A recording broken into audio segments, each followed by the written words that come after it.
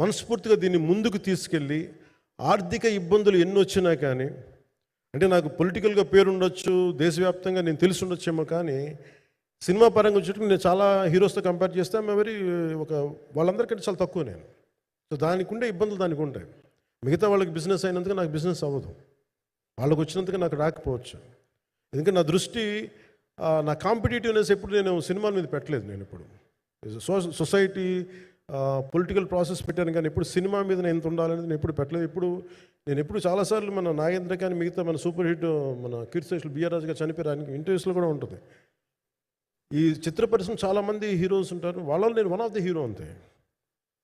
నాది ఒక సంవత్సరంలో ఒక ఫ్రైడే ఒక థర్స్డే రిలీజ్ అవుతుంది అంతే, అంతకుమించి తప్ప ఇది అందరి పరిశ్రమ అందరూ రావాలి అలాంటిది నేను కోరుకునేవాడిని నేను. సో దాంట్లో భాగంగా రత్నం గారు లాంటి నిర్మాత బతికుండాలి, రత్నం గారి నిర్మాతకి ఇబ్బందులు కలగకూడదని చెప్పి లాస్ట్ మినిట్లో ఇంక చూసిన తర్వాత I stepped in to it. నేను భుజాల మీదకి తీసుకున్నాను ఇది.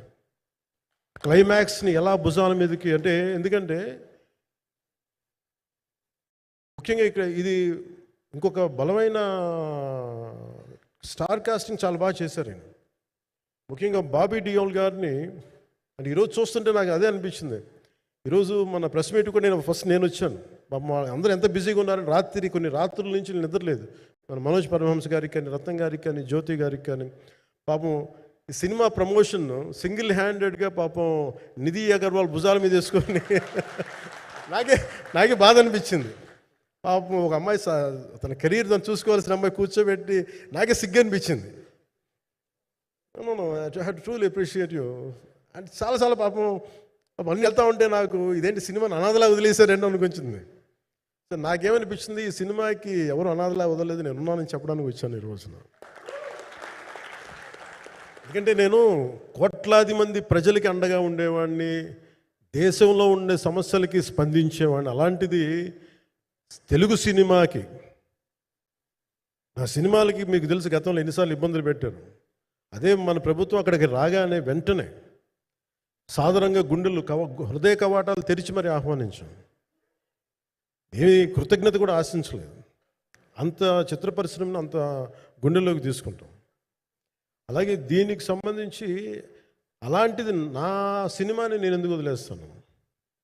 ఎందుకంటే ఇది ఇంకో సినిమా కాదు, ఒక మేకప్ మ్యాన్గా ప్రారంభమయ్యి ఇంకో ప్రొడ్యూసరు, డబ్బులున్న ప్రొడ్యూసరు, పెద్ద జీవితాల నుంచి వచ్చిన ప్రొడ్యూసరే కాదు, చాలా చిన్న స్థాయి, ఒక మేకప్ మ్యాన్ స్థాయి నుంచి బాయ్గా స్టార్ట్, అంటే చిన్నపాటి అసిస్టెంట్గా స్టార్ట్ అయ్యి చాలామంది మన సీనియర్ దర్శకులందరి దగ్గర పనిచేసి అంచెలంచెలుగా ఎదిగి నిర్మాత అయ్యి, దర్శకుడయ్యి, స్క్రీన్ ప్లే రైటర్ అయ్యి, మీరు ఏమన్నానంటే ఆయన మౌనంగా ఉంటారు. ఎవరు ఎన్ని ఇబ్బందులు పెట్టినా మౌనంగా ఉంటారు. ఆయన మౌనం ఒకసారి నాకు విపరీత అసహనానికి గురి చేసేస్తుంది. మీరు ఏదైనా మాట్లాడాలంటే ఎవరు ఇబ్బందులు పెట్టి ఏం ఎదురు తిరగరు ఏంటంటే ఇలా అంటారు, ఏం చేయాలి. ఇంకా ఇలాంటి వ్యక్తికి ఆయన మౌనం నన్ను ఇలా రోడ్ల మీదకి వచ్చి ఇలా మీ దగ్గరికి ముందు నుంచోబెట్టింది.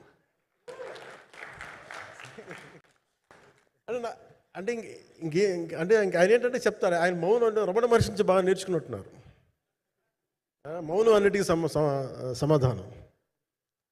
సో నాకు మనస్ఫూర్తిగా ఈ స్టార్ కాస్టింగ్ ఒకటి అంటే నా చిత్ర పరిశ్రమ మీద ఎందుకు ఇంత గౌరవం అంటే, మనందరం కులాల మీద, మతాల మీద, ప్రాంతాల మీద, భాషల మీద కొట్టుకుంటూ ఉంటాం.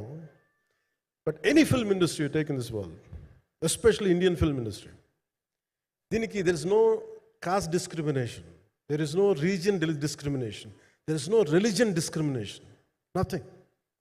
It's purely your creative potentiality, purely your creative ability. నువ్వు చిరంజీవి గారి తమ్ముడు కావచ్చు, చిరంజీవి గారి కొడుకు కావచ్చు, లేదంటే ఇంకొకళ్ళు అబ్బాయి కావచ్చు, మేనల్లుడు కావచ్చు, ఇట్ డజంట్ మ్యాటర్. నీకు టాలెంట్ లేకపోతే నువ్వు నిలబడలేవు, నీకు సత్తా లేకపోతే నువ్వు ఇక్కడ ఉండలేవు. అది నా కొడుకైనా సరే. ఇట్ ఆల్ డిపెండ్స్ నీకు ఎంత టెనాసిటీ ఉంది, ఎంత పర్సీవరెన్స్ ఉంది, ఎంత నిలబెట్టుకోగలవు, ఎంత నిలదొక్కుకోగలవు, ప్రతికూలతలు ఎంత బలంగా నిలబడగలవు. ఒక నిర్మాత సినిమా తీయడం అంటే ఒక యజ్ఞం చేయడం లాంటిది. తిట్లు తినాలి, ఇబ్బందులు పడాలి, అన్ని పడిన తర్వాత ఫైనల్ డబ్బులు మిగిలితే కూడా తెలియదు. ఇలాంటి పరిస్థితుల్లో నాకేమనిపించిందంటే, ఈయన పడ్డ కష్టం చెప్పాలనిపించింది ఈ రోజున. ఈ ప్రెస్ మీట్ తాలూకు ముఖ్య అంశం, ఒక చిన్న స్థాయి నుంచి వచ్చిన వ్యక్తి నిర్మాతగా ఎదిగి, ఆయనకున్న పాపం ఆయన మంచితనం ఆయన్ని శాపంగా అవ్వకూడదని చెప్పి ఒక ఉద్దేశంతో ఆయన మంచితనం చెప్పాలి, ఆయన ఒక మంచి సినిమా చేశారని చెప్పడానికి నేను ఈ రోజున మీ ముందుకు వచ్చాను. ఎందుకంటే నేనేం నమ్ముతానంటే, సినిమా బాగుంటే ఎలాగో చూస్తారు, దీని గురించి చెప్పక్కర్లేదు. సినిమా బాగాలేకపోతే ఎలాగో చూడరు. మీరు ఎంత పబ్లిసిటీలు చేయండి ఇవన్నీ అనుకోండి, అందుకే నేను పెద్ద ఎక్కువ మాట్లాడడానికి ప్రయత్నం చేయను. కానీ ఈ